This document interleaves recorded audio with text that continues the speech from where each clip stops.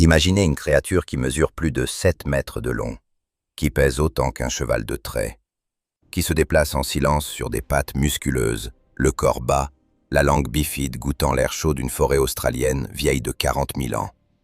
Maintenant, imaginez que vous êtes là, que vous venez d'arriver sur ce continent pour la première fois, que vous n'avez jamais rien vu de tel, que vous ne savez pas encore ce que cette silhouette sombre, immobile entre les arbres, est capable de faire.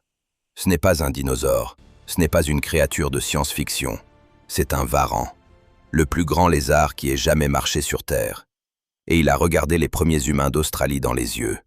Son nom scientifique est Varanus priscus, mais les paléontologues lui ont donné un autre nom, un nom qui résonne comme un avertissement venu du fond des âges, Mégalania, du grec ancien, le grand vagabond, le grand errant, celui qui parcourt les terres sans frontières ni limites. Et pendant des millions d'années, l'Australie lui appartenait. Nous allons aujourd'hui descendre dans ce passé oublié. Pas dans le Jurassique, pas dans le Crétacé, mais dans un passé bien plus proche, presque troublant de proximité. Il y a seulement 50 000 ans, peut-être 40 000, peut-être même 20 000 selon certaines estimations récentes, la Mégalanie était encore là. Elle respirait, elle chassait, elle régnait. Et quelque part sur ce continent rouge et brûlant, les premiers Homo sapiens à poser le pied en Australie ont croisé son chemin. Ce que nous allons reconstruire ensemble, c'est une histoire policière. Une enquête paléontologique menée à partir d'ossements éparpillés, de grottes oubliées, de sédiments anciens et d'analyses moléculaires de pointe. Chaque fragment d'os est un indice. Chaque strie sur une dent est un témoignage. Et ensemble, ils racontent l'histoire d'un prédateur si parfait, si accompli dans l'art de tuer, qu'il a survécu à presque tout, sauf à la rencontre la plus improbable de l'histoire naturelle australienne. La rencontre avec nous. Mais avant de comprendre comment cette histoire s'est terminée, il faut comprendre comment elle a commencé. Il faut remonter bien au-delà de l'arrivée des humains. Il faut retourner à l'époque où l'Australie était un monde à part entière, isolé, extraordinaire, peuplé de créatures qui n'existaient nulle part ailleurs sur la planète. Un monde où la Mégalanie n'était pas seulement un prédateur, elle était une force de la nature. Installez-vous, l'enquête commence maintenant. Pour comprendre la Mégalanie, il faut d'abord comprendre le monde dans lequel elle vivait. Et ce monde, l'Australie du Pléistocène, était quelque chose d'absolument unique dans l'histoire de la vie sur Terre. Revenons en arrière, loin en arrière. Il y a environ 180 millions d'années, l'Australie faisait encore partie d'un supercontinent appelé le Gondwana. Elle était soudée à l'Antarctique, à l'Amérique du Sud, à l'Afrique et à l'Inde, dans une masse continentale colossale qui couvrait l'hémisphère sud. Puis lentement, inexorablement, le Gondwana a commencé à se fracturer. Les plaques tectoniques ont dérivé. Les continents se sont séparés comme des radeaux géants sur un océan de magma. Et l'Australie s'est retrouvée seule, complètement seule. Pendant des dizaines de millions d'années, ce continent a navigué en isolation totale. Aucun pont terrestre, aucune connexion avec les grandes masses continentales où les mammifères placentaires évoluaient à toute vitesse. L'Australie était une île-monde, un laboratoire naturel de l'évolution, coupé du reste de la planète. Ce qui s'y est développé est proprement fascinant. En l'absence de grands mammifères carnivores, ce sont les reptiles qui ont pris les rênes de l'écosystème. Et parmi eux, les varans, la famille des varanidés, ont occupé une niche écologique que partout ailleurs dans le monde, ce sont des lions, des tigres ou des loups qui auraient rempli. La lignée qui allait donner naissance à la Mégalanie remonte à au moins 24 millions d'années en Australie. Des fossiles de varans géants ont été retrouvés dans des formations sédimentaires du Miocène, témoignant d'une évolution lente, patiente, implacable, vers des tailles toujours plus grandes. C'est ce que les biologistes appellent le gigantisme insulaire inversé, ou plus précisément dans ce cas, le gigantisme continental. Quand les prédateurs dominants d'un écosystème sont des reptiles et que les proies sont volumineuses et abondantes, la sélection naturelle pousse inexorablement vers le haut. Plus grand, plus lourd, plus fort. La Mégalanie est l'aboutissement de ce processus, le sommet de cette pyramide évolutive, le résultat de millions d'années d'optimisation dans un monde sans concurrence mammifère. Mais quel monde était-ce exactement, ce Pléistocène australien? Imaginez l'Australie telle qu'elle était il y a 50 000 ans. Le climat est plus humide qu'aujourd'hui dans certaines régions, plus froid dans d'autres. De vastes forêts de conifères et d'eucalyptus couvrent des étendues aujourd'hui désertiques. Des lacs intérieurs brillent au soleil, là où le désert de Simpson s'étend maintenant à perte de vue.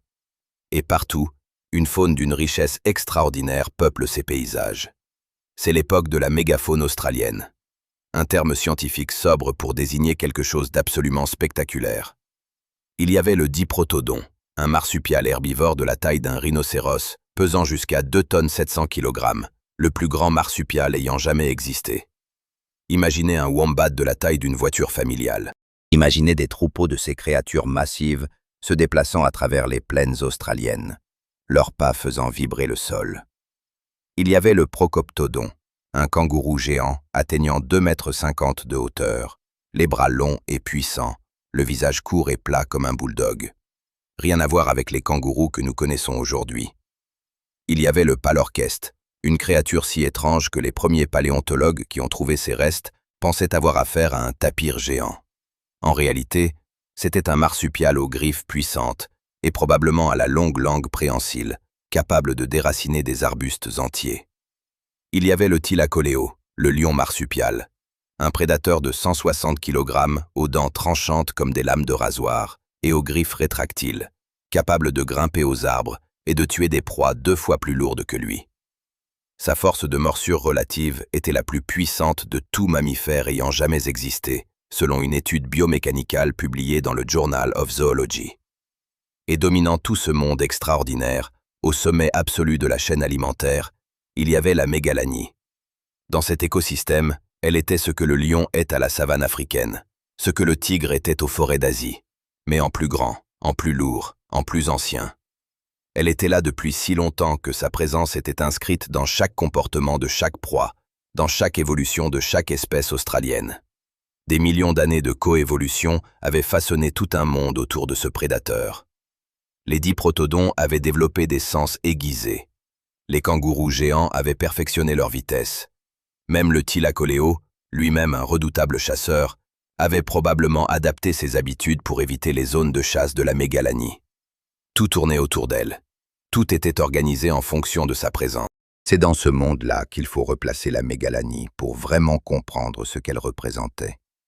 Pas comme une curiosité paléontologique, pas comme un record zoologique, mais comme le moteur central d'un écosystème entier, comme la pièce maîtresse d'une horloge biologique extraordinairement complexe qui avait mis des millions d'années à se mettre en place.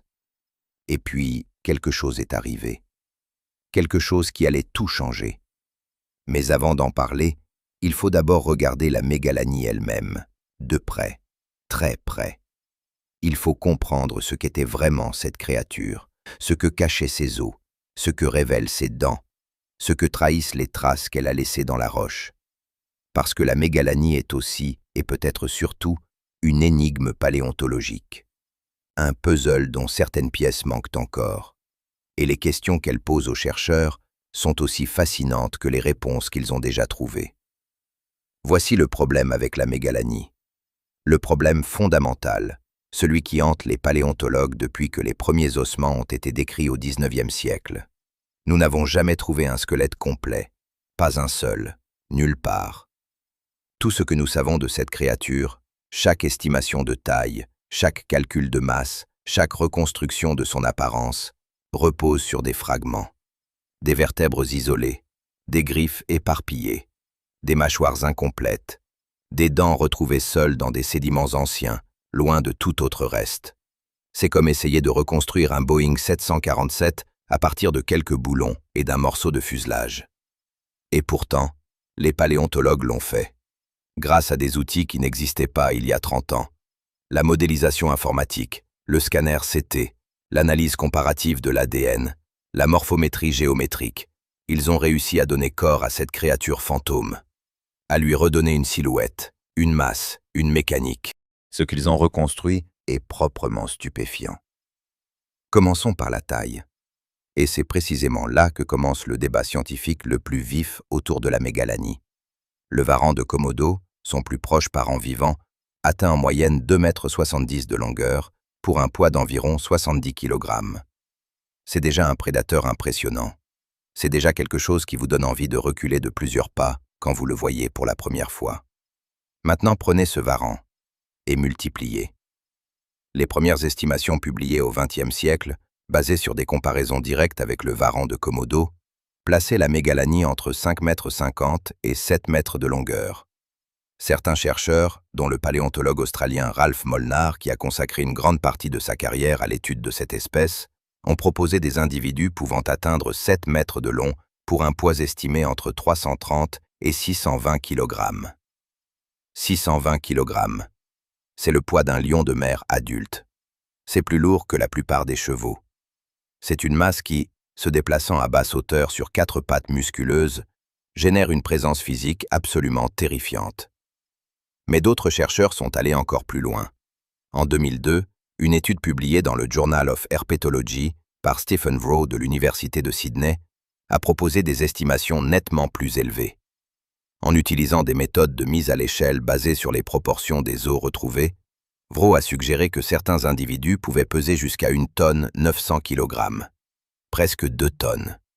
Un animal de la taille d'un bison américain, mais avec la forme d'un lézard. Ces chiffres ont été contestés, vivement contestés. En 2009, une analyse plus rigoureuse menée par Brian Fry et ses collègues a recalibré ces estimations à la baisse, suggérant que les méthodes utilisées précédemment surestimaient probablement la masse corporelle. Les estimations actuellement les plus acceptées dans la communauté scientifique placent la mégalanie entre 500 et 700 kg pour les plus grands individus, ce qui reste colossal, mais nettement en deçà des 2 tonnes initiales. Ce débat n'est pas anecdotique. Il change fondamentalement notre compréhension de ce prédateur. Un animal de 700 kg chasse différemment d'un animal de 2 tonnes. Il se déplace différemment. Il a besoin de quantités de nourriture différentes. Son impact sur l'écosystème est différent. Mais sur un point, tous les chercheurs s'accordent. La mégalanie était de loin le plus grand lézard terrestre ayant jamais existé sur Terre.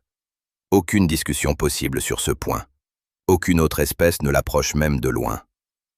Regardons maintenant sa structure anatomique. Ce que les os nous disent de sa mécanique. La colonne vertébrale de la mégalanie, dont plusieurs vertèbres ont été retrouvées dans des dépôts de la formation de Chinchilla dans le Queensland, ainsi que dans des grottes calcaires de Nullarbor en Australie méridionale, révèle une architecture robuste, puissamment construite pour supporter une masse corporelle considérable. Les apophyses épineuses, ces projections osseuses qui s'élèvent au-dessus des vertèbres, sont particulièrement développées dans la région dorsale, suggérant une musculature dorsale extrêmement puissante. Cette musculature n'est pas là pour la vitesse, elle est là pour la force, pour maintenir le corps horizontal pendant de longues périodes, pour propulser des mouvements brusques et explosifs sur de courtes distances.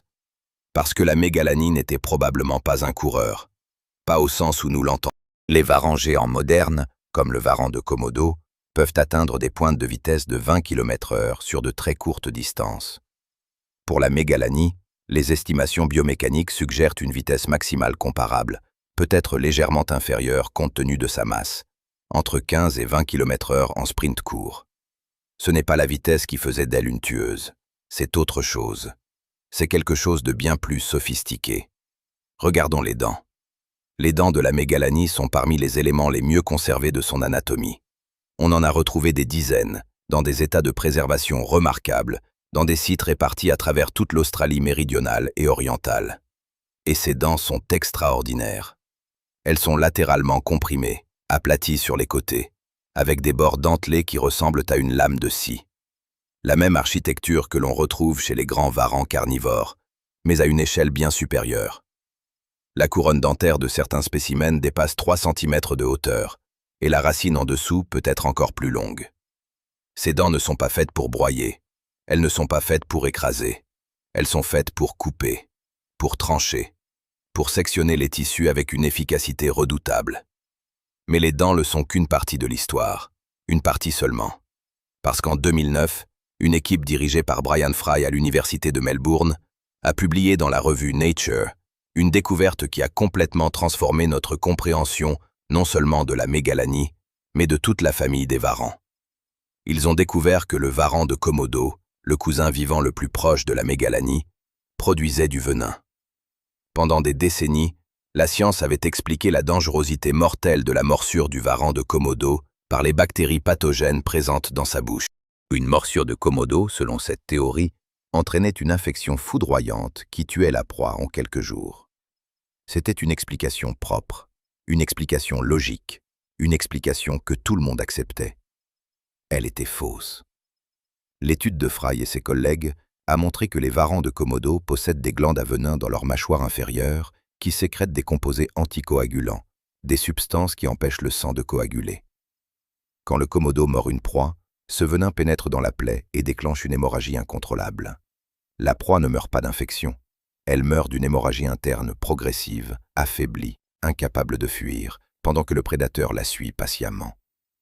Et si le varan de Komodo produit du venin, alors la mégalanie, son parent géant, en produisait très probablement aussi. Imaginez l'implication. Un prédateur de 600 kg, des dents de 3 cm en forme de scie, une mâchoire capable de sectionner des os, et un venin anticoagulant injecté dans chaque plaie. La mégalanie n'avait pas besoin de tuer sa proie sur le coup. Elle pouvait mordre, reculer, attendre, suivre l'odeur du sang sur des kilomètres, la langue bifide captant chaque molécule volatile dans l'air chaud, et retrouver sa proie, affaiblie, épuisée, mourant de l'intérieur, au bout de quelques heures. C'est une stratégie de chasse d'une efficacité terrifiante. C'est une machine à tuer d'une sophistication absolue. Et elle a fonctionné, parfaitement, implacablement, pendant des millions d'années. Mais comment chassait-elle concrètement? Quelles étaient ses proies préférées? Comment se comportait-elle dans cet écosystème extraordinaire du Pléistocène australien? Pour répondre à ces questions, les paléontologues ont dû aller au-delà des os. Ils ont dû regarder les marques, les traces, les cicatrices laissées sur les restes d'autres animaux. Et ce qu'ils ont trouvé est encore plus fascinant. En 2016, dans une grotte calcaire du sud de l'Australie méridionale, des paléontologues ont mis au jour quelque chose d'inhabituel. Pas des os de mégalanie, des os d'une autre créature. Un diprotodon juvénile, mort il y a environ 45 000 ans, selon les datations à l'uranium-thorium effectuées sur les stalactites encadrant le dépôt. Ce qui rendait cette découverte extraordinaire, ce n'était pas l'animal lui-même. C'était ce qui était inscrit sur ses os, des stries, des marques profondes, régulières, caractéristiques, des traces de dents. Les analyses morphométriques de ces marques, leur largeur, leur profondeur, l'angle de pénétration, l'espacement entre les stries parallèles, correspondaient à une seule chose: aux dents latéralement comprimées et dentelées d'un grand varan, très probablement la mégalanie. Ce diprotodon juvénile avait été mangé. Ses os avaient été rongés méthodiquement, les marques commençant aux extrémités des membres et progressant vers le centre du corps. Exactement le schéma d'alimentation observé chez les varans de Komodo modernes lorsqu'ils consomment une carcasse. Un seul site, un seul individu. Mais un témoignage direct, gravé dans l'os, de la réalité de la chasse de la mégalanie. Cependant, une question fondamentale reste ouverte. La mégalanie était-elle principalement une chasseuse active, qui traquait et tuait elle-même ses proies?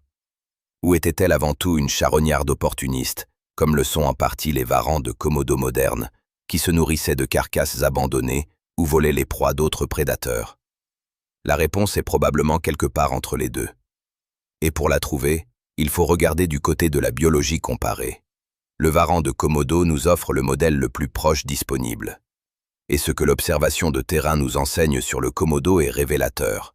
Ces animaux sont des prédateurs à stratégie mixte, d'une sophistication remarquable.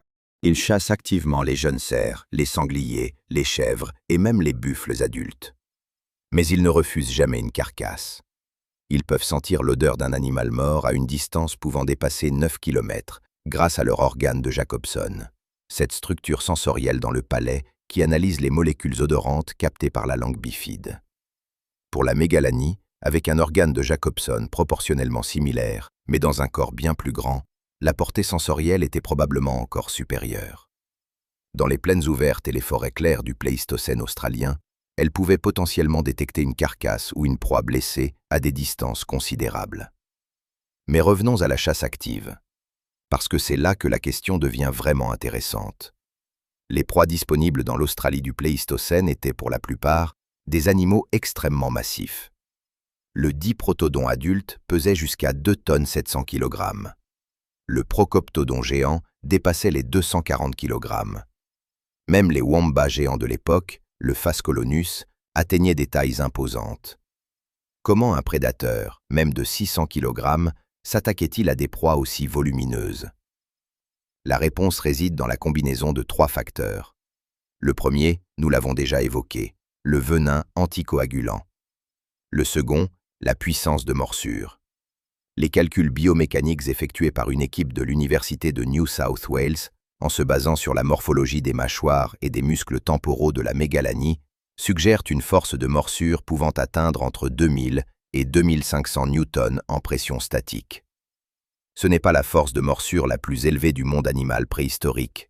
Un Tyrannosaurus rex développait plus de 35 000 newtons.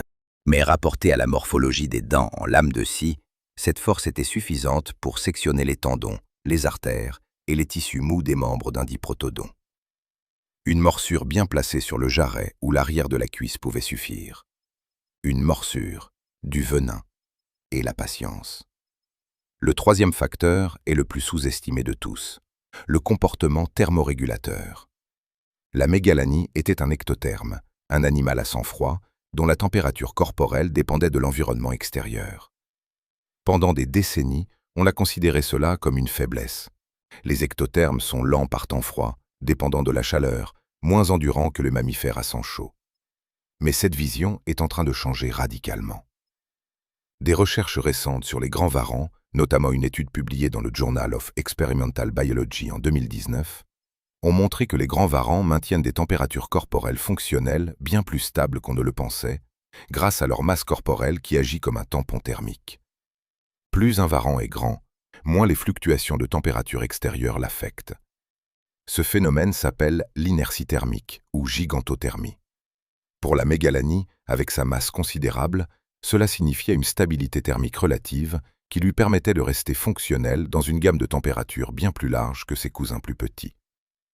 Dans le climat relativement tempéré de l'Australie du Pléistocène, elle n'était probablement pas aussi limitée par la température qu'on pourrait le croire. Ce qui nous amène à une question que peu de chercheurs osent formuler directement, mais qui ancre les discussions sur la mégalanie depuis des décennies. Combien en fallait-il pour tuer un diprotodon adulte? La réponse honnête est « nous ne savons pas avec certitude ». Mais les indices disponibles suggèrent que la mégalanie était probablement un prédateur solitaire. Contrairement aux lions ou aux loups, qui ont développé la chasse coopérative pour abattre des proies plus grandes qu'eux, les varans sont fondamentalement des animaux solitaires. Leurs interactions sociales sont limitées, compétitives, parfois violentes entre individus de même espèce.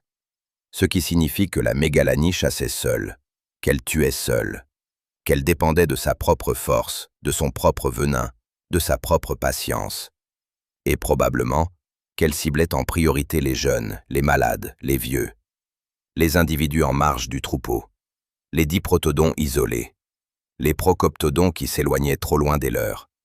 C'est la stratégie du prédateur intelligent. Minimiser le risque, maximiser le retour énergétique. Ne jamais engager un combat inutile. Parce que pour un ectotherme, même géant, chaque blessure est une menace. Chaque dépense énergétique excessive est un risque.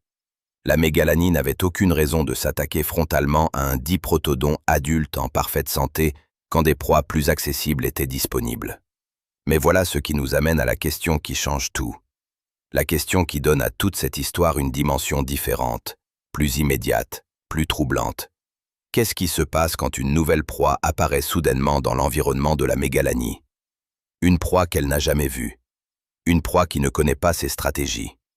Une proie qui n'a pas coévolué avec elle sur des millions d'années et qui ne porte donc pas, inscrit dans ses instincts, la peur ancestrale de ce prédateur.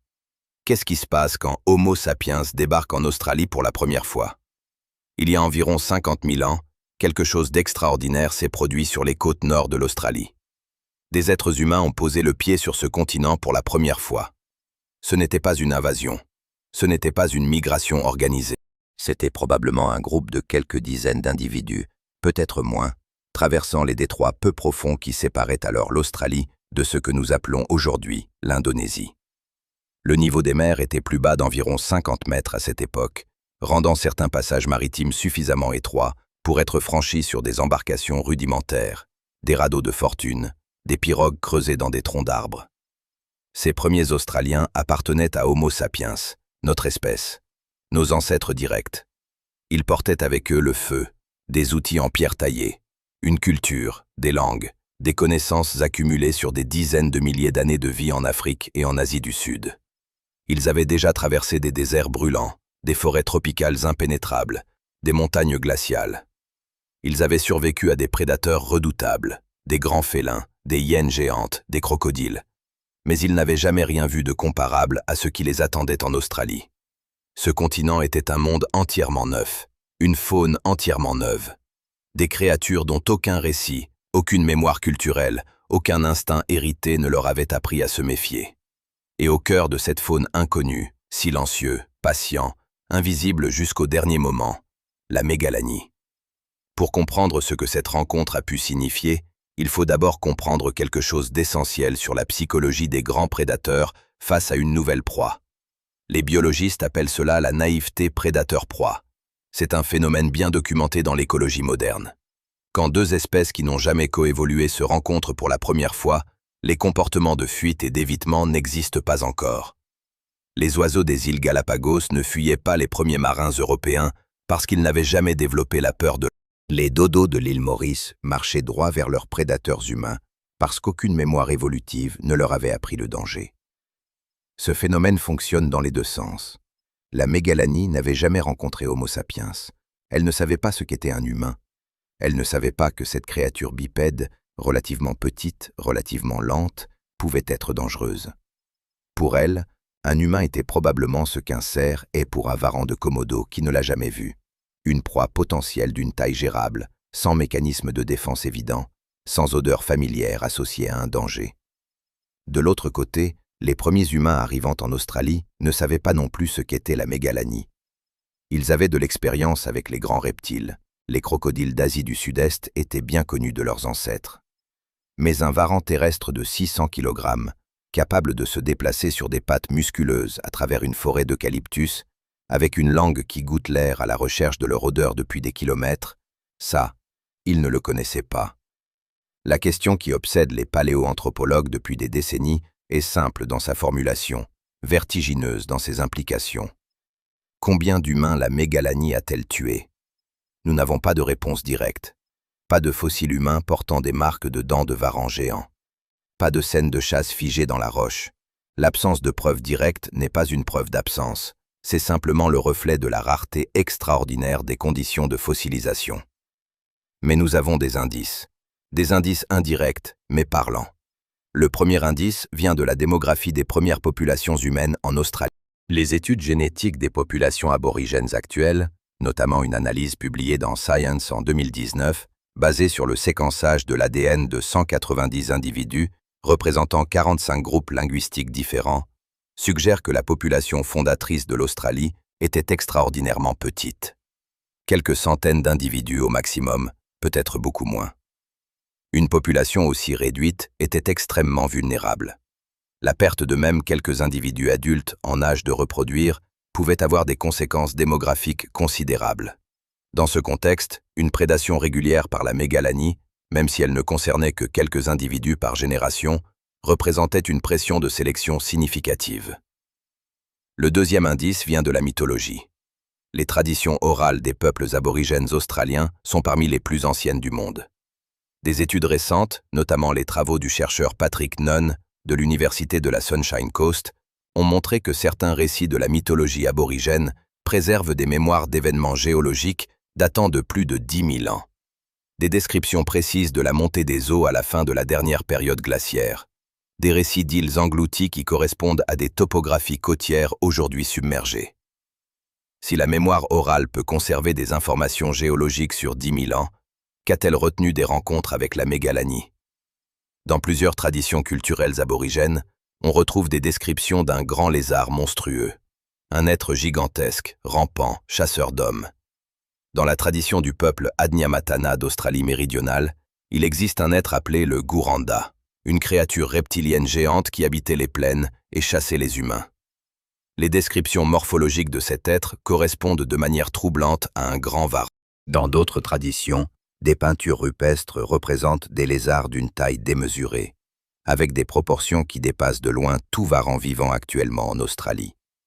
Certaines de ces peintures, retrouvée dans des abris sous roches du territoire du Nord et datée par analyse des pigments et des superpositions stratigraphiques, remonte à plusieurs dizaines de milliers d'années. Ces témoignages culturels ne constituent pas des preuves scientifiques au sens strict. Un chercheur rigoureux ne peut pas affirmer avec certitude que le Gouranda est la mégalanie. Les traditions mythologiques transforment, amplifient, symbolisent. Une rencontre traumatisante avec un varan ordinaire peut être amplifiée en monstre légendaire au fil des générations. Mais l'accumulation de ces récits, leur cohérence géographique, leur persistance temporelle, leurs détails anatomiques, constitue un faisceau d'indices qui mérite d'être pris au sérieux. Et puis, il y a le troisième indice, le plus concret de tous. En 2012, une équipe de chercheurs australiens dirigée par Chris Johnson de l'université James Cook a publié une analyse statistique dans les Proceedings of the Royal Society B. Cette analyse examinait les dates d'extinction des différentes espèces de mégafaune australiennes en les croisant avec les données sur l'arrivée progressive des humains dans différentes régions du continent. Le résultat était frappant. Dans chaque région, les extinctions de mégafaune survenaient dans une fenêtre temporelle de quelques milliers d'années après l'arrivée documentée des populations humaines. Pas dans toutes les régions simultanément, mais région par région, au fur et à mesure que les humains progressaient vers l'intérieur du continent. Ce schéma suggère fortement une relation causale. Les humains arrivaient, la mégafaune disparaissait. Mais si les humains étaient responsables, comment ? Comment quelques centaines puis quelques milliers d'individus armés de pierres taillées et de lances en bois ont-ils pu éliminer des créatures comme le diprotodon, le procoptodon, le thylacoléo? Et surtout, comment ont-ils pu éliminer la mégalanie? C'est la question centrale, celle qui divise les paléontologues depuis des décennies, celle qui transforme l'histoire de la mégalanie en quelque chose de bien plus complexe qu'un simple récit d'extinction. Comment des êtres humains, sans armes à feu, sans pièges métalliques, sans technologie industrielle, ont-ils pu venir à bout du plus grand lézard terrestre ayant jamais existé? La réponse n'est pas simple, elle n'est pas unique, et elle commence par un concept que les écologistes appellent la cascade trophique. Imaginez l'écosystème du Pléistocène australien comme une pyramide. À la base, les plantes. Au-dessus, les grands herbivores, les diprotodons, les procoptodons, les wombats géants. Et au sommet, les prédateurs, le thylacoléo, et dominant tout, la mégalanie. Cette pyramide est un système d'interdépendance extrêmement fragile. Chaque niveau dépend de l'autre. Les prédateurs régulent les herbivores régulent la végétation nourrit les herbivores qui nourrissent les prédateurs. Un équilibre élaboré sur des millions d'années. Maintenant, introduisez un nouveau prédateur dans ce système. Un prédateur qui chasse d'une manière entièrement différente, qui ne cible pas seulement les individus faibles ou malades, qui peut chasser la nuit avec du feu, qui peut communiquer, coordonner, planifier. Les humains. Les premiers Australiens n'ont probablement pas cherché à tuer la mégalanie directement, pas au début, pas intentionnellement. Ils ont fait quelque chose de bien plus dévastateur sans même le comprendre. Ils ont chassé les proies de la mégalanie. Les diprotodons, les procoptodons, les grands marsupiaux herbivores. Voilà les cibles naturelles des chasseurs humains. Des animaux massifs, chargés en viande et en graisse, relativement lents, sans expérience de la chasse humaine. Des proies idéales pour des groupes de chasseurs coopératifs, armés de lances. Et ces animaux, rappelons-le, souffraient eux aussi de cette naïveté prédateur-proie. Ils ne fuyaient pas les humains. Ils ne reconnaissaient pas le danger que représentaient ces créatures bipèdes jusqu'à ce qu'il soit trop tard. Des études expérimentales modernes sur des espèces insulaires naïves, des oiseaux, des reptiles, des mammifères n'ayant jamais eu de contact avec des prédateurs humains, montrent systématiquement la même chose. La première génération exposée à la chasse humaine subit des taux de mortalité catastrophiques. La sélection naturelle n'a pas eu le temps de façonner des comportements d'évitement appropriés. Pour les grands herbivores australiens, dont les cycles de reproduction étaient lents, une femelle diprotodon ne produisait probablement qu'un seul petit tous les 2 ou 3 ans. Une surmortalité même modeste pouvait entraîner un déclin démographique irréversible. C'est la théorie du Blitzkrieg, formulée par le paléontologue Paul Martin dans les années 70 et depuis lors affinée, contestée, nuancée, mais jamais réfutée de manière définitive. Une vague d'extinction rapide, conduite par la chasse humaine, balayant le continent du nord vers le sud au rythme de la progression démographique humaine. Mais il y avait un deuxième outil dans l'arsenal des premiers Australiens, un outil bien plus puissant que la lance, un outil qui allait transformer fondamentalement le paysage australien, le feu. Les données archéologiques et paléoécologiques accumulées depuis les années 90, notamment les analyses de charbon microscopique dans les sédiments lacustres australiens, publiées dans des études successives dans Quaternary Science Reviews, montrent une augmentation brutale et durable de la fréquence des incendies à partir d'environ 50 000 ans. Cette augmentation coïncide précisément avec les estimations de l'arrivée humaine. Les premiers Australiens utilisaient le feu de manière systématique, pour chasser, pour débusquer le gibier, pour modifier la végétation et favoriser la repousse d'herbes tendres qui attiraient les herbivores dans des zones accessibles. Le problème est que l'Australie est un continent extrêmement sensible au feu. Sa végétation, dominée par les eucalyptus dont les feuilles sont gorgées d'huile volatile hautement inflammable, peut brûler avec une intensité et une vitesse extraordinaires. Des incendies allumés par des groupes humains pour chasser peuvent devenir des feux de brousse couvrant des milliers de kilomètres carrés. Sur des générations, sur des millénaires, l'utilisation systématique du feu par les populations humaines a progressivement transformé le paysage australien. Les forêts denses ont reculé, les zones humides ont diminué. Les habitats favorables à la mégafaune, les forêts-galeries, les prairies humides, les zones boisées mixtes, ont été remplacés par des savanes plus sèches, moins productives, moins capables de supporter de grandes populations d'herbivores massifs.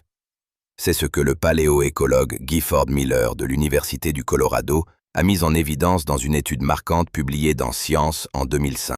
En analysant les isotopes stables dans les coquilles d'œufs d'un grand oiseau australien aujourd'hui éteint, le Géniornis, il a montré que le régime alimentaire de cet oiseau avait changé brutalement il y a environ 50 000 ans, passant d'une alimentation variée à une alimentation appauvrie, caractéristique d'un environnement dégradé par des incendies répétés. Le feu ne tuait pas directement la mégafaune. Il détruisait la base de son alimentation. Il transformait un continent de jardins luxuriants en un paysage de plus en plus aride, de moins en moins capable de nourrir des créatures de 2 tonnes. Et la mégalanie, au sommet de cette pyramide alimentaire qui s'effondrait, était particulièrement vulnérable. Parce qu'un prédateur de 600 kg a des besoins énergétiques considérables. Même en tant qu'ectotherme, avec un métabolisme bien plus lent qu'un mammifère de taille équivalente, la mégalanie avait besoin de quantités importantes de viande pour maintenir sa masse corporelle et se reproduire. Des estimations basées sur les besoins métaboliques du varan de Komodo, mis à l'échelle pour la taille de la mégalanie, suggèrent qu'un adulte avait besoin de consommer l'équivalent de son propre poids en nourriture toutes les quelques semaines. Quand les diprotodons ont commencé à disparaître, quand les procoptodons sont devenus rares, quand les grands herbivores qui constituaient la base de son régime alimentaire ont décliné irrémédiablement, la mégalanie s'est retrouvée face à un problème qu'aucune adaptation évolutive ne l'avait préparée à résoudre: la pénurie alimentaire. Et dans ce contexte de pénurie croissante, une proie nouvelle et disponible devenait soudainement bien plus intéressante: les humains. C'est probablement à ce stade, quand la mégafaune commençait déjà à décliner, quand les proies habituelles se raréfiaient, que les interactions entre la mégalanie et les populations humaines sont devenues les plus intenses, les plus dangereuses, les plus traumatisantes pour les 2 espèces. Un varan affamé est un varan dont le comportement change. Les varans de Komodo modernes, dans des conditions de famine sévère, élargissent considérablement leur spectre alimentaire. Ils attaquent des proies qu'ils éviteraient normalement. Ils deviennent moins prudents, plus agressifs, plus enclins à prendre des risques. Pour une mégalanie affamée, un groupe humain représentait une opportunité. Des créatures de 50 à 70 kg, sans défense physique particulière, sans griffes, sans venin, sans carapace. Comparé à un diprotodon adulte qui pouvait écraser un prédateur sous ses 2 tonnes 700 kg, les humains étaient des proies relativement accessibles. Sauf que les humains n'étaient pas des proies ordinaires. Ils pensaient, ils communiquaient, ils apprenaient. Et surtout, ils se souvenaient. Une seule attaque de mégalanie sur un groupe humain transmettait une information qui se propageait instantanément à travers le réseau social du groupe, puis au groupe voisin. Les survivants décrivaient la créature, ses habitudes, ses mouvements, ses points faibles. La mémoire culturelle humaine fonctionnait comme un système d'alarme collectif que nulle autre proie de la mégalanie ne possédait. Et cette mémoire s'est transformée, progressivement, en quelque chose de bien plus actif que la simple fuite. Elle s'est transformée en stratégie de contre-attaque. Les données archéologiques sur les sites d'habitation humaine australiens, datant du Pléistocène terminal, montrent des indices troublants. Des amadossements de varans dans des foyers humains, des restes de grands lézards portant des marques de boucherie, des stries caractéristiques des lames de pierre utilisées pour dépecer les carcasses. Les humains ne fuyaient pas seulement la mégalanie. À un moment donné, ils ont commencé à la chasser. Pas nécessairement pour l'éliminer délibérément, probablement d'abord pour se défendre, puis pour nourrir leur groupe d'une viande abondante, puis peut-être au fil du temps, pour protéger leur campement, leurs enfants, leurs proies. Et c'est là que la dynamique bascule définitivement. Parlons de ce que signifie vraiment chasser la mégalanie, pas dans l'abstrait, pas comme une idée, mais concrètement avec les outils disponibles il y a 40 000 ans. Un groupe de chasseurs du Pléistocène australien disposait d'un arsenal limité, mais redoutablement efficace. Des lances à pointe de pierre taillées, des propulseurs, des atlatls, qui multipliaient la force de lancement et permettaient de projeter une lance avec une énergie équivalente à celle d'une arbalète légère, à des distances pouvant dépasser 30 mètres. Des massues en bois dur. Et le feu. Contre un varan de Komodo de 70 kg, ces armes suffisent largement. Une lance bien placée dans le cou ou l'abdomen est mortelle. Contre une mégalanie de 600 kg, le problème est d'une toute autre nature. Regardons l'anatomie défensive de cet animal. La peau d'un grand varan est recouverte d'ostéodermes, de petites plaques osseuses enchâssées dans le derme, formant une armure naturelle souple mais résistante. Ces ostéodermes ont été retrouvés dans plusieurs sites fossilifères australiens associés à des restes de mégalanie, notamment dans les dépôts de la formation de Darling Downs, dans le Queensland.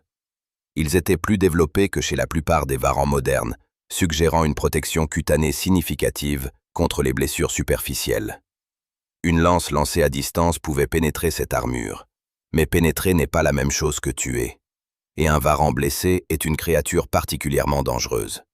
Les varans, même mortellement blessés, continuent à fonctionner pendant des durées qui semblent impossibles à quiconque n'a jamais observé un reptile de près. Un varan de Komodo avec une lance dans le corps peut continuer à charger pendant plusieurs minutes. Ces réflexes ne dépendent pas d'un cerveau central aussi vulnérable que celui d'un mammifère. Ces circuits nerveux distribués lui permettent de continuer à réagir et à attaquer, même quand la blessure serait immédiatement incapacitante chez un mammifère de même taille. Maintenant, multipliez cette résilience par la taille de la mégalanie. Une créature de 600 kg, blessée, affolée, qui charge à 15 km/h dans un espace forestier étroit. Ses griffes, dont certains spécimens fossilisés mesurent plus de 7 cm, peuvent éventrer un homme d'un seul coup de patte. Sa queue, musclée et massive, peut briser des os d'un coup de fouet latéral. Chasser la mégalanie était une entreprise extraordinairement dangereuse. Et pourtant, les humains l'ont fait. La question est, comment? Quelle stratégie permettait à des groupes de chasseurs relativement légers d'abattre une telle créature avec un risque acceptable? La réponse la plus probable implique une combinaison de 3 approches. La première est la chasse de nuit. Ce n'est pas une intuition, c'est une déduction basée sur la biologie comparative. Les grands varans sont des animaux diurnes. Leur activité maximale correspond aux heures chaudes de la journée. La nuit, leur température corporelle baisse, leur métabolisme ralentit, leurs réflexes s'émoussent. Un varan endormi dans son abri nocturne, une grotte, un creux dans la roche, un terrier sous un arbre tombé, est une créature considérablement moins dangereuse qu'un varan en pleine activité diurne. Des chasseurs humains armés de torches et de lances, attaquant une mégalanie endormie ou engourdie dans son abri, avaient un avantage tactique considérable. Le feu jouait également un rôle direct dans la chasse. Les varans modernes manifestent une réaction de fuite instinctive face au feu. Cette réaction est probablement héritée d'une longue coévolution avec les incendies naturels. Pour la mégalanie, qui avait vécu pendant des millions d'années dans un continent parfois parcouru par des feux de brousse naturels, la réaction au feu était probablement identique. Une fuite instinctive qui pouvait être exploitée par des chasseurs qui comprenaient ce comportement. Des incendies allumés stratégiquement pour diriger une mégalanie vers un terrain choisi par les chasseurs. vers une falaise, vers un marécage où sa mobilité était réduite, vers un couloir étroit où plusieurs chasseurs pouvaient l'attaquer simultanément depuis des positions surélevées. Ce n'est pas de la science-fiction, ce sont des techniques de chasse documentées dans des cultures de chasseurs-cueilleurs à travers le monde entier. L'utilisation du feu pour diriger le gibier est l'une des stratégies de chasse les plus universelles et les plus anciennes que nous connaissions. La deuxième approche est le piégeage. Les pièges ne laissent pas de traces fossiles. Nous ne pouvons pas prouver que les premiers Australiens piégeaient la mégalanie. Mais l'absence de preuves archéologiques ne signifie pas l'absence de pratique. Les pièges en matériaux organiques disparaissent sans laisser la moindre trace dans les archives géologiques. Ce que nous savons, c'est que les pièges à grand gibier sont une technologie universelle dans les sociétés de chasseurs-cueilleurs. Des fosses couvertes de branchages, des collets en lianes, des structures d'abattage utilisant des rochers ou des troncs d'arbres. Des techniques simples mais mortellement efficaces contre des animaux de grande taille. Pour une mégalanie attirée vers une fosse de chasse par une carcasse fraîche, rappelant que ces animaux peuvent sentir une proie à des kilomètres de distance, le résultat serait un prédateur immobilisé, vulnérable, accessible à des lances lancées depuis la sécurité du... La troisième approche est la plus intéressante intellectuellement. C'est l'exploitation de la biologie même du prédateur. Nous avons évoqué le venin anticoagulant de la mégalanie, mais cette arme redoutable avait un corollaire que les chasseurs humains ont peut-être appris à exploiter. Un animal qui injecte du venin anticoagulant dans ses proies développe des comportements de suivi. Il mord et attend. Il trace l'odeur du sang sur des kilomètres. Ce comportement de suivi prédictible peut être exploité. Une proie artificielle, un animal blessé, ou peut-être même un leurre olfactif construit à partir de sang et de matières organiques fraîches, placé stratégiquement pour attirer une mégalanie vers une zone d'embuscade préparée à l'avance. Nous spéculons bien sûr. Ces comportements de chasse sont impossibles à documenter directement avec les archives archéologiques disponibles. Mais ils ne sont pas irréalistes. Ils correspondent exactement au type de stratégie cognitive que nous savons Homo sapiens capables de développer à cette période. Parce que c'est là la différence fondamentale entre la mégalanie et ses autres proies. La mégalanie était parfaitement adaptée pour chasser des animaux qui répondaient à des comportements prédéterminés et prévisibles. Elle avait passé des millions d'années à perfectionner ses stratégies contre des proies qui fuyaient, qui bottaient, qui chargeaient, toujours de la même manière prévisible.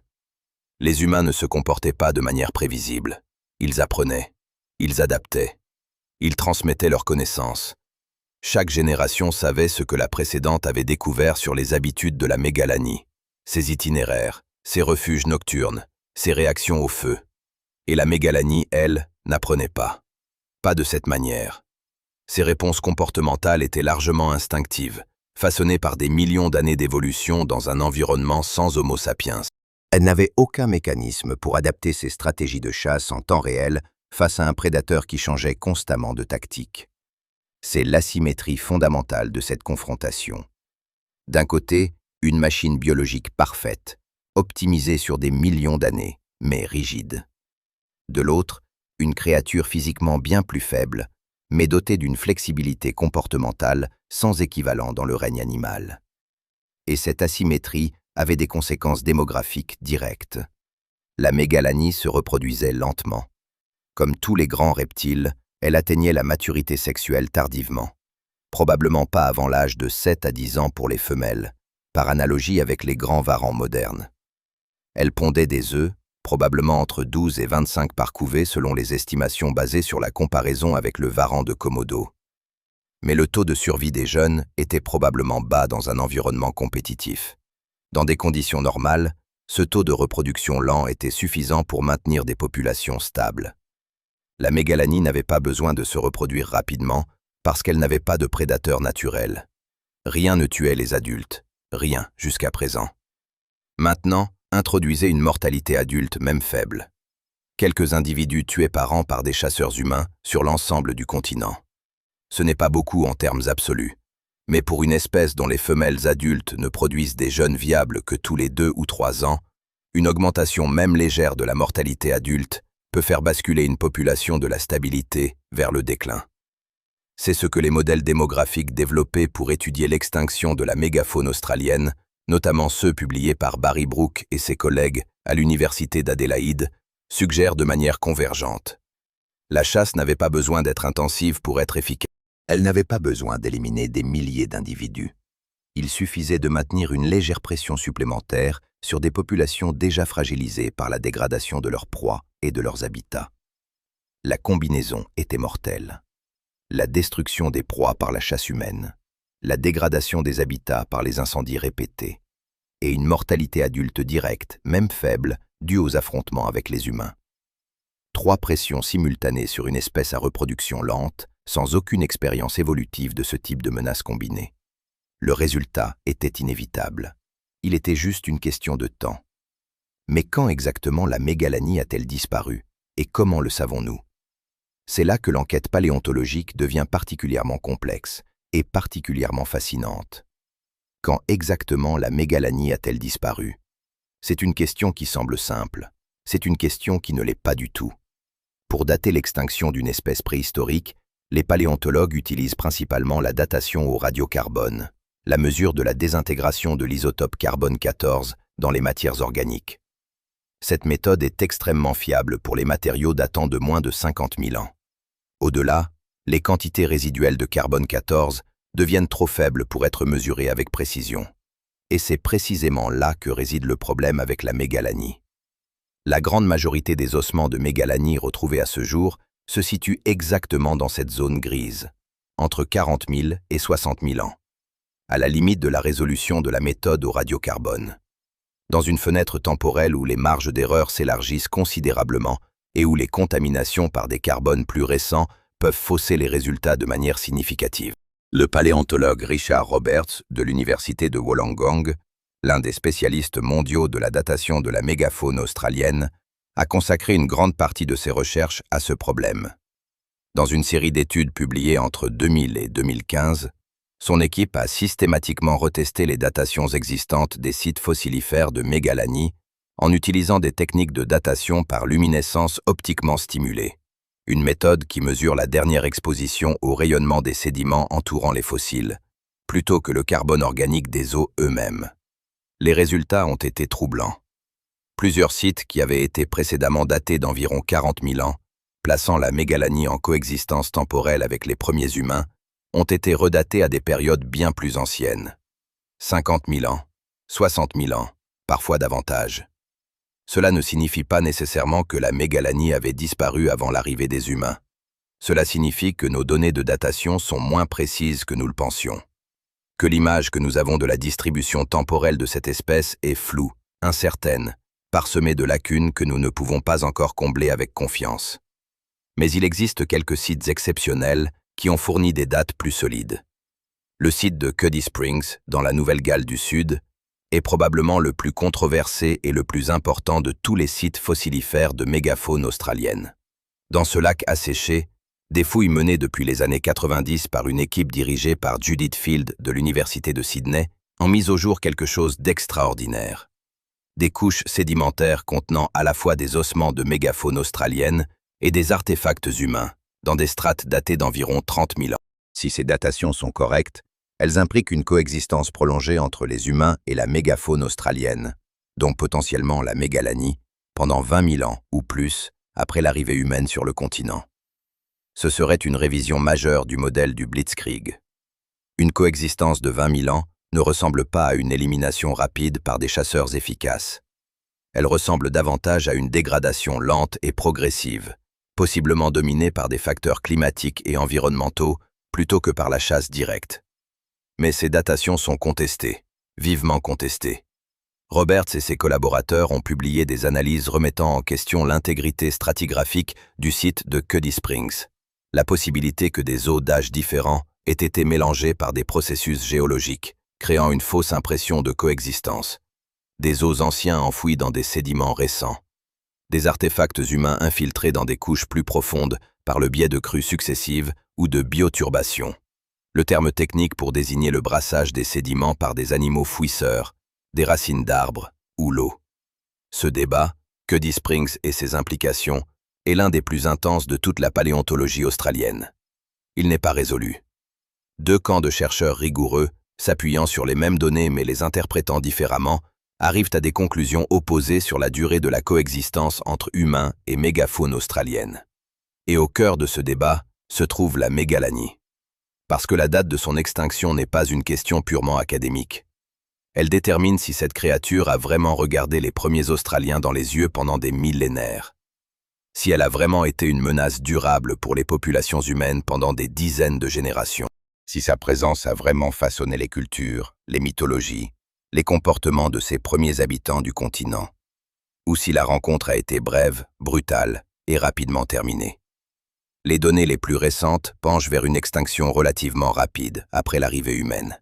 Une méta-analyse publiée dans Quaternary Science Reviews en 2021, compilant les datations les plus fiables disponibles pour les sites de mégalanie à travers l'Australie, suggère que la dernière apparition documentée de cette espèce remonte à environ 46 000 ans, avec une marge d'erreur de quelques milliers d'années dans chaque direction. 46 000 ans. Et les premières traces humaines solides en Australie datent d'environ 50 000 ans. Cela laisse une fenêtre de coexistence potentielle d'environ 4 000 ans.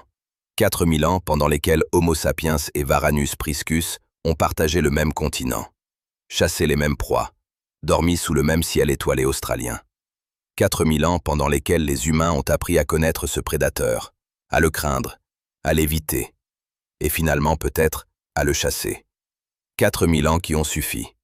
Mais voilà ce qui rend cette histoire encore plus vertigineuse, ce qui donne à la question de la date d'extinction une dimension proprement troublante.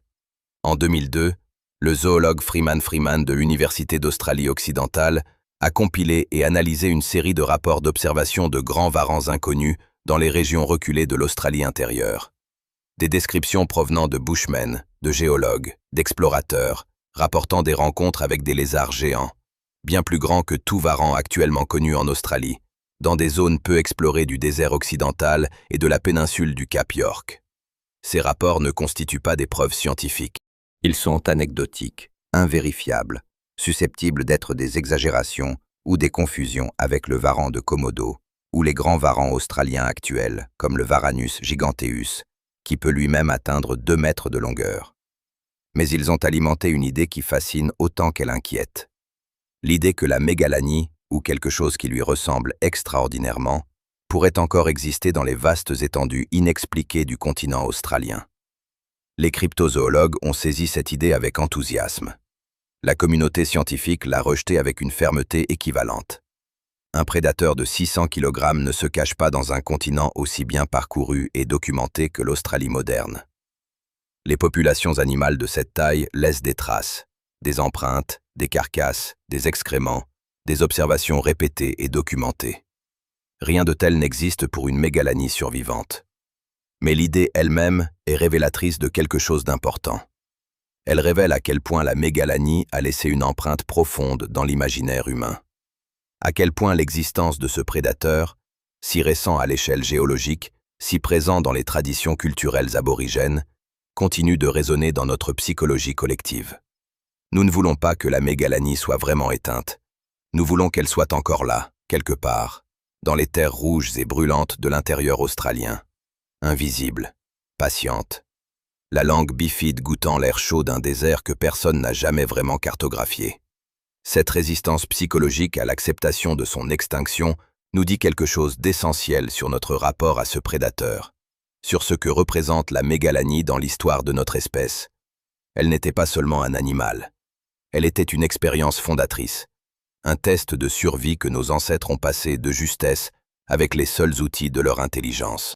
Et quelque chose de cette expérience, de cette peur primordiale, de cette mémoire inscrite dans les mythologies les plus anciennes du continent le plus isolé de la planète, quelque chose de tout cela survit encore en nous.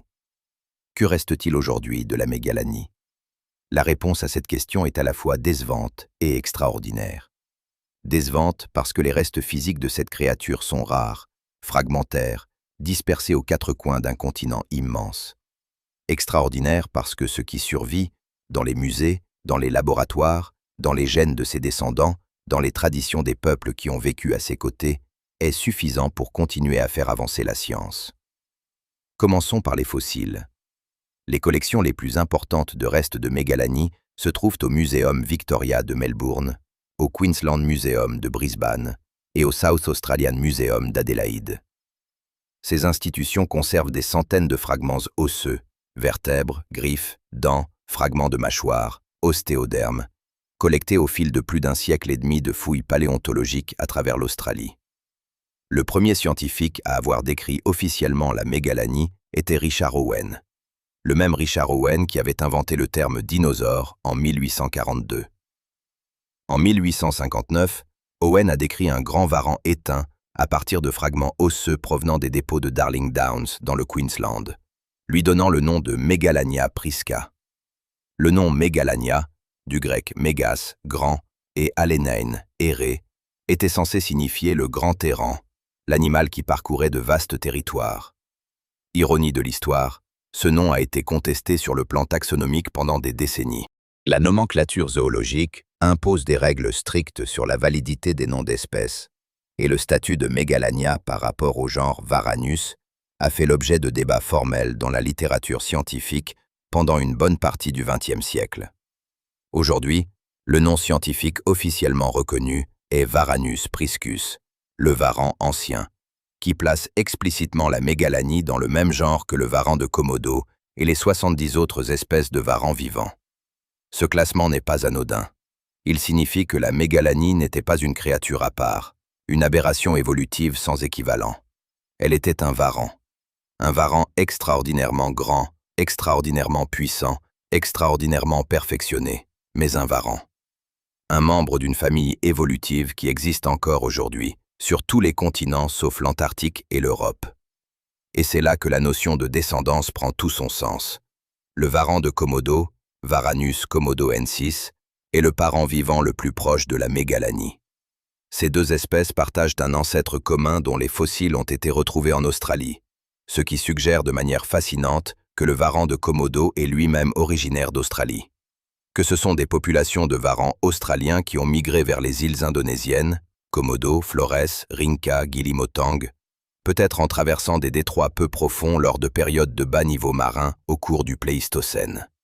Une étude phylogénétique publiée dans la revue PLOS ONE en 2009, basée sur une analyse morphométrique détaillée de 49 espèces de varans vivants et éteints, a confirmé que Varanus komodoensis et Varanus priscus formaient un groupe frère.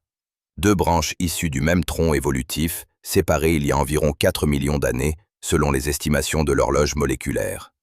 4 millions d'années de séparation évolutive. Et pourtant, regardez un varan de Komodo adulte, avec sa démarche basse et majestueuse, sa langue bifide qui oscille sans cesse, ses yeux dorés et calculateurs. Et vous voyez quelque chose de la mégalanie, une ombre réduite du prédateur disparu.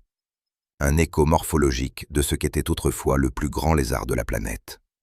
En Australie même, le plus grand varan actuel est le Varanus giganteus, le varan perlé, qui peut atteindre 2 mètres de longueur pour un poids d'environ 15 kg. Impressionnant pour un lézard ordinaire, dérisoire comparé à son ancêtre géant, mais porteur lui aussi de cette architecture évolutive, la même langue bifide, les mêmes ostéodermes, probablement les mêmes glandes à venin anticoagulant qui caractérisaient la mégalanie. Ces animaux vivants sont nos fenêtres les plus directes sur la biologie de la mégalanie. Chaque étude comportementale sur le varan de Komodo, chaque analyse biomécanique de sa locomotion, chaque recherche sur sa physiologie thermorégulatrice, tout cela contribue directement à notre compréhension de ce qu'était la mégalanie. Comment elle se déplaçait, comment elle chassait, comment elle digérait, comment elle se reproduisait. C'est une forme de paléontologie indirecte, une reconstruction par procuration à travers le prisme de descendants qui ont conservé l'architecture fondamentale de l'ancêtre disparu. Et cette reconstruction progresse rapidement grâce aux nouvelles technologies. En 2018, une équipe internationale de chercheurs a utilisé la tomographie à rayons X haute résolution, le scanner CT industriel, pour analyser en 3 dimensions des fragments de mâchoire de mégalanie conservés au Muséum Victoria. Cette technique, qui permet de visualiser la structure interne des os sans les endommager, a révélé des détails anatomiques impossibles à observer à l'œil. La structure des canaux nerveux dans la mâchoire, les foramen dentaires, suggère une innervation similaire à celle du varan de Komodo, compatible avec la présence de glandes à venin fonctionnelles. Les travaux de cette équipe ont été publiés dans le Journal of Vertebrate Paleontology et constituent l'une des analyses les plus détaillées jamais réalisées sur l'anatomie buccale de la mégalanie. D'autres techniques continuent d'apporter de nouvelles informations. L'analyse des isotopes stables du carbone et de l'azote dans les eaux fossiles permet de reconstruire partiellement le régime alimentaire de l'animal, en déterminant les proportions relatives d'animaux marins versus terrestres dans son alimentation et les types de végétation consommés par ses proies. Une étude de ce type, publiée dans Paléogéographie, Paléoclimatologie, Paléoécologie, en 2016, a confirmé que la mégalanie était un carnivore strict, dont les proies étaient exclusivement des grands herbivores terrestres. Aucune indication d'alimentation marine ou de consommation de végétaux. La modélisation informatique de la locomotion progresse elle aussi.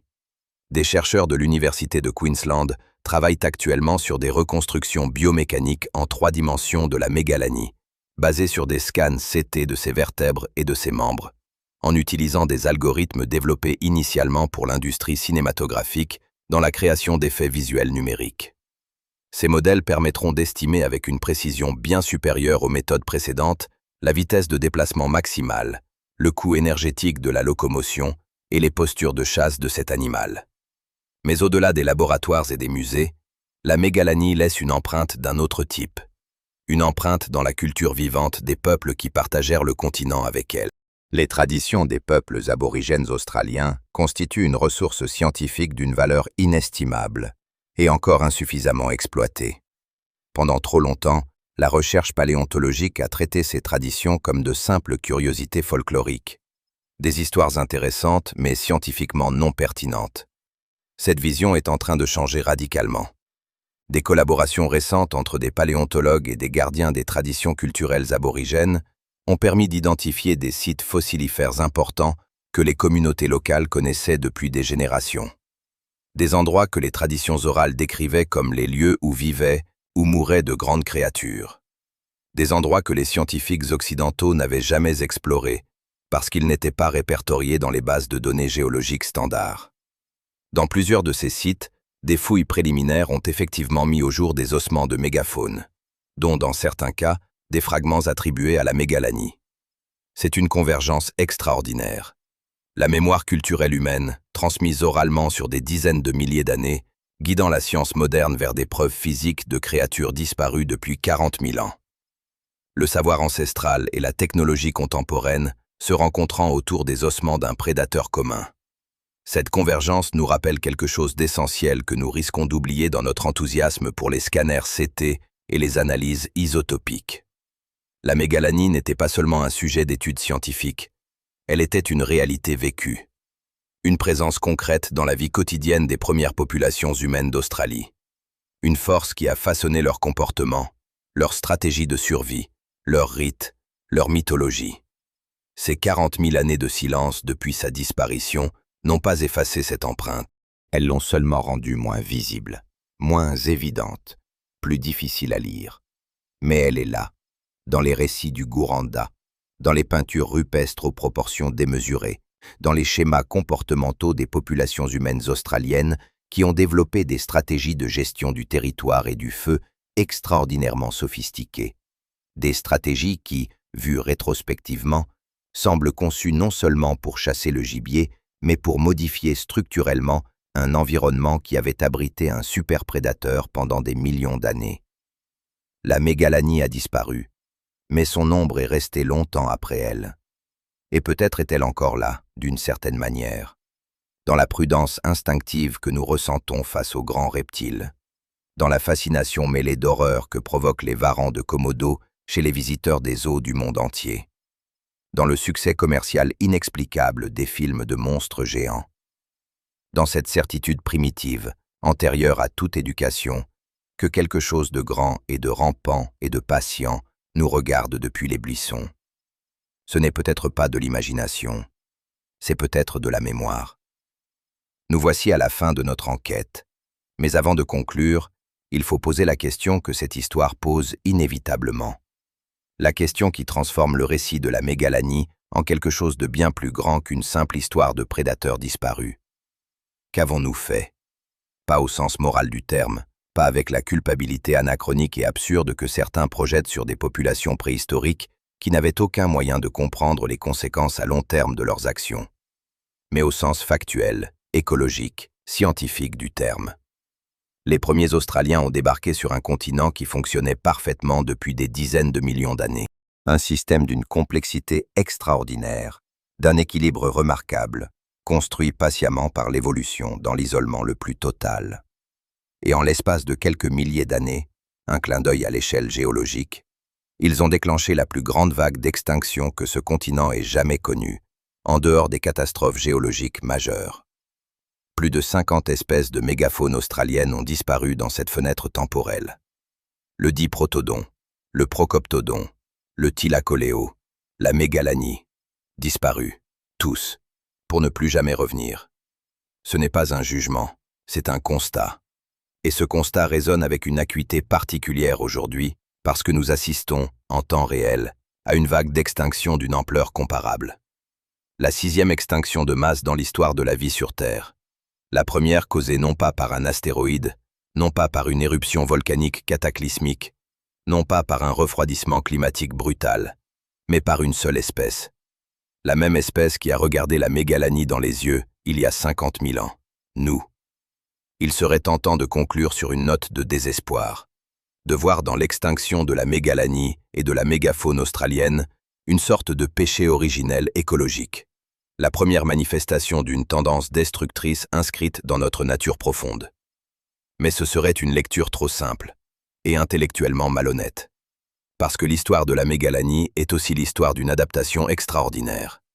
Les peuples aborigènes australiens qui ont survécu à la coexistence avec ce prédateur géant ont développé, au fil des millénaires, une connaissance du territoire, des espèces et des écosystèmes d'une profondeur et d'une sophistication remarquables. Leur gestion traditionnelle du paysage par le feu, ce que les chercheurs appellent aujourd'hui le cultural burning ou fire stick farming, n'était pas une destruction aveugle de l'environnement. C'était une technique de gestion écologique élaborée, transmise sur des dizaines de milliers d'années, qui maintenait la biodiversité et la productivité des paysages australiens. La coexistence avec la mégalanie, aussi dangereuse qu'elle ait été, a peut-être contribué à forger cette relation profonde et respectueuse avec le territoire. Quand chaque forêt peut cacher un prédateur de 600 kg, quand chaque déplacement est potentiellement mortel, vous apprenez à connaître votre environnement avec une précision qui dépasse la simple utilité. Vous apprenez à le lire, à l'interpréter, à l'anticiper. Vous apprenez à en faire partie. Revenons maintenant aux questions qui restent ouvertes. Parce que dans toute bonne enquête scientifique, les questions non résolues sont aussi importantes que les réponses trouvées. La première grande question ouverte est celle du poids et de la taille réelle de la mégalanie. Le débat entre les estimations basses, 500 kg environ, et les estimations hautes, proches de 2 tonnes, n'est pas résolu. Il ne pourra être résolu que par la découverte d'un squelette complet ou quasi complet. Un tel spécimen n'a jamais été trouvé. Il n'existe peut-être pas dans un état de préservation suffisant pour être découvert. Mais l'Australie est un continent vaste et géologiquement complexe, avec d'innombrables grottes calcaires et dépôts lacustres encore inexplorés. La possibilité d'une découverte exceptionnelle reste entièrement ouverte. La deuxième grande question ouverte concerne la cause principale de l'extinction. Le débat entre les partisans de la chasse humaine comme facteur dominant et ceux qui privilégient le changement climatique comme cause première n'est pas clos. Les données actuelles suggèrent une interaction complexe entre les deux facteurs, mais la pondération relative de chacun reste incertaine. De nouvelles techniques de datation de haute précision, appliquées à des collections d'ossements plus larges, pourraient apporter des réponses plus définitives dans les années à venir. La troisième grande question, et peut-être la plus fascinante, concerne la présence du venin. L'étude de Brian Fry sur le venin du varan de Komodo a révolutionné notre compréhension de la famille des varans. Mais la question de savoir si la mégalanie possédait des glandes à venin fonctionnelles, et si oui, quelle était la composition et la puissance de ce venin, reste techniquement non prouvée pour cette espèce spécifique. Des analyses protéomiques de dents fossilisées, la recherche de traces de protéines de venin préservées dans la matrice osseuse, pourrait un jour apporter une réponse directe. Cette technologie existe. Elle a déjà été appliquée avec succès à d'autres fossiles du Pléistocène. Son application aux dents de mégalanie est une perspective réaliste dans les prochaines années. La quatrième question ouverte est peut-être la plus troublante de toutes. Elle concerne ce que nous ne savons pas sur l'impact psychologique et culturel de la mégalanie sur les premières populations humaines australiennes. Les traditions orales, les peintures rupestres, les récits mythologiques, tout cela constitue une archive culturelle d'une valeur inestimable que nous comprenons encore très mal. Une collaboration plus profonde et plus respectueuse entre la science occidentale et les détenteurs des traditions culturelles aborigènes pourrait révéler des aspects de la coexistence humano-mégalanie que les fossiles seuls ne pourront jamais nous raconter. Et puis, il y a une question que la science n'a pas encore posée clairement, mais que la biologie synthétique contemporaine commence à rendre concevable. Le projet de dé-extinction, la résurrection d'espèces éteintes à partir d'ADN ancien, a déjà été appliqué avec un succès partiel à des espèces relativement récentes, comme le mammouth lainé.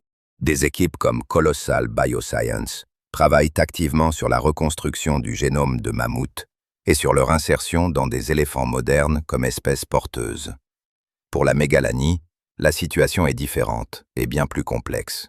Ces ossements les plus récents datent d'environ 46 000 ans, trop anciens pour conserver de l'ADN exploitable dans les conditions climatiques de l'Australie.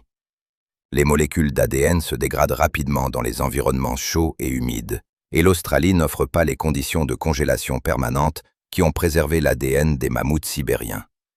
Mais le génome du varan de Komodo, le parent vivant le plus proche, a été entièrement séquencé en 2019 par une équipe du Smithsonian Institution.